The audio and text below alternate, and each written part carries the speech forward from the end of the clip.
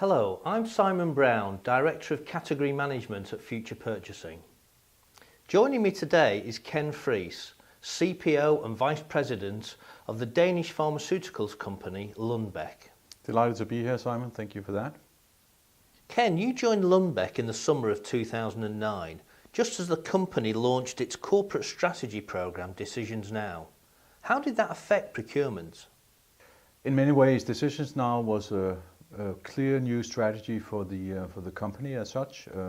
Involved a lot of new things about new culture, high performance culture. Really had to transform the company, looking more into value, risk, different assessment types. And my job was really to try to look at procurement in this sense and to make a transformation on procurement to support that change. So Ken, how did you go about doing that? Being a new CPO in the company as such, you can take three different steps in my mind. Firstly, you can say this is the way we do it, we'll stay that way. That wasn't acceptable to the company at that point in time. Secondly, you can make a more revolutionary step, change things immediately, day one, probably very risky if you look at not understanding the business as such. And the third option is, of course, to try to understand the business, facts, data-driven, impressions, perceptions, where are we really at this point in time, and then draft up a plan for that. That was the route that we were taking. I was preparing this carefully with my new boss, the CFO, and that was the foundation of my 100-day plan. Okay, so let me show how I envisaged the journey. It didn't take long to identify procurement as a below-average performer. We had no strategic sourcing processes, fragmented spend, transactional focus. It wasn't really well aligned to the business, inadequate control and transparency, and a real need for better people. I drew up a strategy and roadmap, which we call Sourcing at 12. I presented it to the executive team, who gained full support. They committed the necessary investments in stronger capability and competence. They backed it, planned measurable change from 2009 through to 2012. And by then we were determined to become a high performer. The vision was very clear.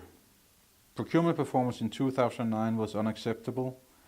I resolved to catch up and go past current pharma leaders. Our Lundbeck vision was to become number one in the sector, operationally, financially, and from a supplier innovation perspective.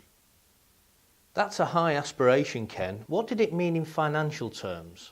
First of all, what we stated was that Sourcing at 12, which was the name of our strategy, would deliver 12% cost down to the company as such. We thought that was an aspirational target to go for and should give clear EBIT contribution to the company as such within this 3-year period. Obviously, we had to make some investments, promised also a 10-to-1 return on investment during that period of time.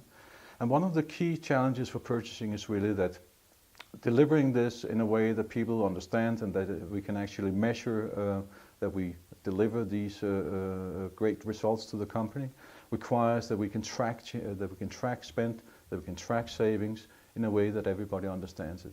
So that was kind of the promise also that we gave during the immediate steps into the strategy period. And that was well known and is now to the company as what we call one set of numbers in a way so that we have no funny money. And that's really a key save for us. Again, ambitious goals. You used Future Purchasing as consultants for this change journey. Why was that? For several reasons. One thing is, of course, to deliver on the financial targets. That's a clear target for any procurement sourcing organization. But we also need to change competences. We needed to change the way that we were working, moving into a more structured way of doing that.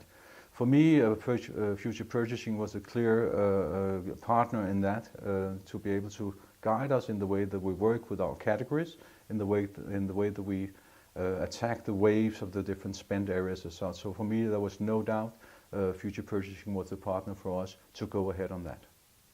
Can you please share more details of the roadmap? Sure I can, no problem. We organized this whole change program around 6 clear phases. Initial preparation, then the launch of Sourcing at 12, followed by a Quick Wins initiative. In early 2010, we designed and launched the initial waves of category management. Having taken stock with the business and organization review, we then pushed on with greater compliance and supplier management. Through 2011 and 12, we are harvesting the cost and value benefits before refocusing on the next part of the journey. Here's more detail on each of these 6 phases. The initial 100-day plan was vital. It gave alignment, executive support, and a strong financial case with a clear return on investment. Sourcing at 12 is a 3-year change program, not just for unlocking significant financial benefits, but also to be sustainable, which needed best-in-class processes, capabilities, and competences. And the future purchasing team has really helped here. We obviously had to build credibility and demonstrate success. The Quick Wins program, validated by finance, did that, and we broke even in 6 months. A great foundation for the launch of category management and initial waves of modern category sourcing. As momentum built up, we looked to strengthen the organization with a greater focus on centralization and a more consistent way of working. We extended scope by impacting more spend through further waves of category management. Accelerated benefit delivery is now coming through strongly, with both cost savings and more value from major suppliers. Indeed, we are strengthening business-wide governance in this area with a greater focus on the top 50 suppliers.